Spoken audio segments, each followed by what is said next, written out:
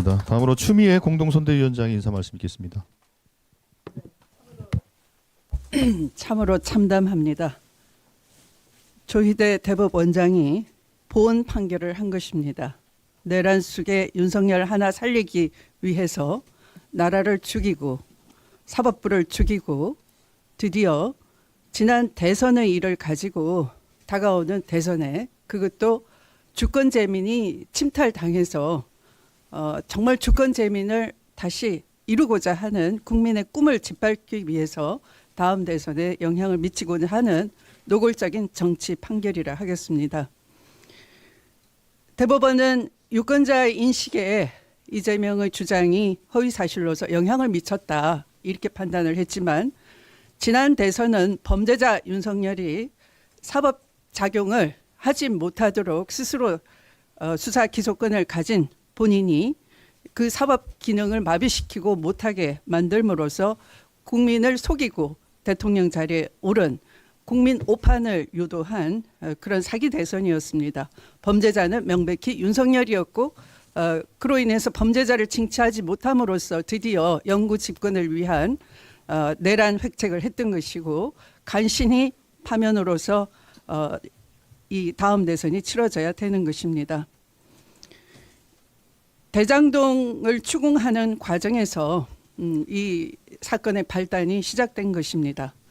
무리하게 추궁을 당했고 이재명은 거기에 대해서 줄기차게 논리를 가지고 항변을 해왔습니다. 그런데 그 뿌리가 되는 대장동의 본범, 주범은 얼마 전에 무죄 판결을 받았습니다. 김문기를 아느냐 모르냐 가지고 대장동과 연결시키려고 했지만 그 김문기를 아느냐 모르느냐도 대법원은 골프 발언으로 바꾸어 버리고 실제로는 사안의 본질은 그것마저도 김문기를 아느냐 모르느냐를 입증할 수 없는 조작된 사진이었다라는 것을 이재명 후보가 발언을 했던 것입니다. 그런데 골프 발언이라고 대법원 판결에 버젓이 명시를 했고 이것은 마치 국힘당의 흔히 보는 대변인 성명과 같은 그런 판결이라 하겠습니다. 그것은 판결문에 담을 수 없는 정치적 표현인 것입니다. 메시지로 피고인에게 낙인을 찍고자 하고 명백하게 정치 판결이라는 것을 자백한 거나 마찬가지라 할 것입니다. 대법원을 규탄합니다. 조희대의 줄을 선 대법원 판사들을 규탄합니다. 이상입니다. 예, 감사합니다. 다음으로 조정식 공동선대위원장의 인사 말씀 있겠습니다. 네, 어제 대법 판결은 그 노골적인 대선 개입, 정치 개입이고 조희대 대법원장이 주도한 희대의 사법 쿠데타입니다. 속전속결로 대법원 전원 합의체를 구성하고 불과 9일 만에 6만 쪽이 넘는 재판 기록을 단 2번의 심리로 끝냈습니다. 어느 국민이 납득하겠습니까? 이번 대선을 통해 왜 내란 종식이 필요한지를 국민께서 절감하셨을 것이라고 봅니다. 그리고 어제 마치 기다렸다는 듯이 한덕수 권한대행이 출마 선언을 위해 사퇴했습니다.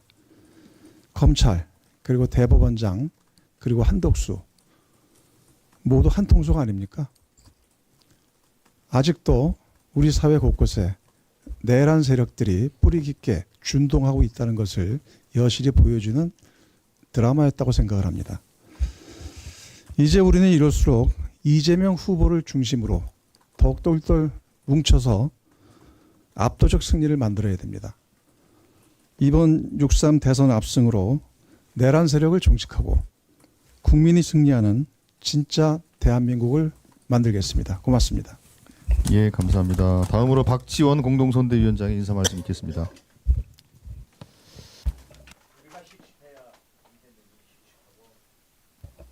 우리가 씩씩해야 이재명이 씩씩하고 우리 국민이 씩씩하게 우리를 지지합니다.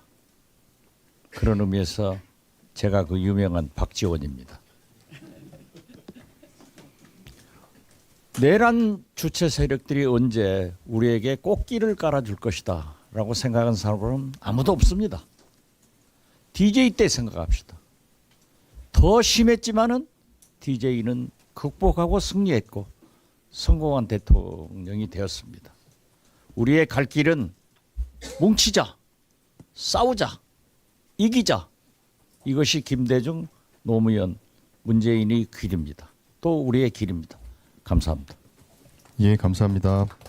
다음으로 정동영 공동선대위원장의 인사 말씀 있겠습니다. 한덕수 출마 프로젝트에 배후에 두 사람이 있습니다. 한 사람이 최상목입니다. 4월 23일 워싱턴에 나타나서 미국의 재무장관 USTR 대표와 관세 협상을 벌였습니다.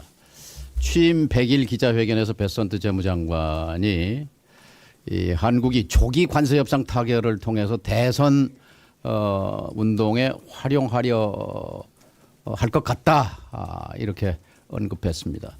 국회에 나와서 최상목은 펄쩍 뛰었지만 우리 국민 대다수가 인정하는 것은 시간을 충분히 확보하는 것이 국익입니다. 그런데 조기 관세 협상 타결을 통해서 한덕수 대선 출마에 활용하려고 했다는 것은 국익을 팔아넘긴 매국노 행위입니다.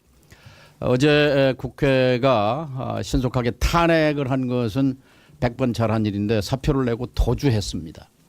또 하나 더 놀라운 것은 최상목과 함께 백악관에 나타난 사람이 있었습니다. 최상목은 2+2 회담에 갔었고 NSC 차장 김태효가 백악관에 나타나서 알렉스 웡이라고 하는 백악관 부보좌관과 한국의 미국과의 조선업 협력을 논의했습니다.